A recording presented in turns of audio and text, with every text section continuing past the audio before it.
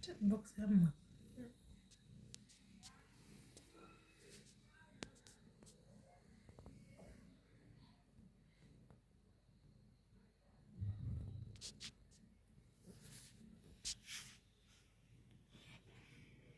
Mình chơi thì lại toàn tục này bục lâu toàn ok rồi. Anh bụng các bạn. Anh bụng chế độ mình thì Ui anh lâu nó cũng dây anh hâm cho tăng thì cả lâu.